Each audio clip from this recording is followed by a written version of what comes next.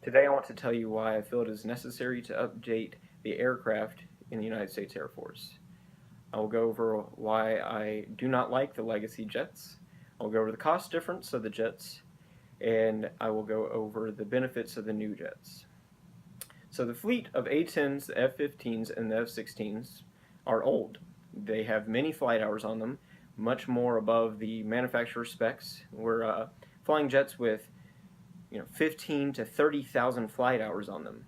And these jets weren't even designed for 10,000 flight hours. We're having to revamp these jets, put new wings on them, get brand new engines, whatever we can do to consolidate and keep these planes flying. The avionics systems alone are extremely outdated, and that is not a good thing for the engagements we are having overseas. When I worked on the A-10s at Moody, I would do a test, turn off the jet, and have that test that just passed not pass in a matter of 10 minutes. And I did nothing to the jet. It didn't move, it didn't fly, it didn't do anything. It just sat there. I've opened up panels and entire wiring harnesses were destroyed. They were destroyed from age. And the parts for these jets, the A-10, the F-15, and the F-16, they're not manufactured anymore. You're talking about jets that were designed and first flown in the 70s, and they're not making parts for those jets anymore. So we would have to do what is it's called cannibalization. We would can parts off of a jet that broke hard or was scheduled for maintenance that would take a considerable amount of time, and we would take the parts off them, consolidate it to our fleet, and put all the broken parts back on this broken jet. And it's called canning. And the cost difference between, let's say, the A-10 is $3.4 billion per year.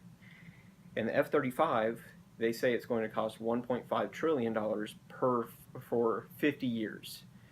So 50 years, if you divide 1.5 trillion by 50, that's 3 billion. That's cheaper than the A-10.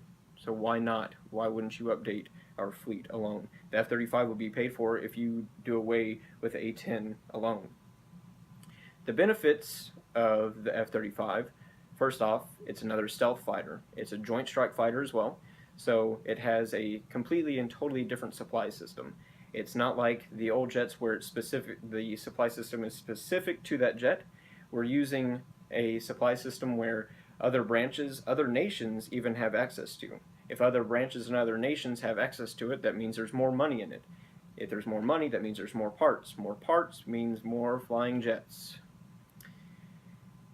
So these new jets are more suited for what we're doing in war. The enemy has become extremely sophisticated over the years. On the A-10, we were having to do these tests I mentioned earlier to get them ready for this deployment. And the squadron had hardly ever actually done the test. It wasn't needed. And when we started to do them, the fleet didn't pass the test. I would say a huge majority didn't. So we had to spend 12 to 14 hours every day working on these jets just to make them pass, and then send them on their way to the deployment. And last but not least, the Air Force is extremely low manned right now. I don't know if you've seen it.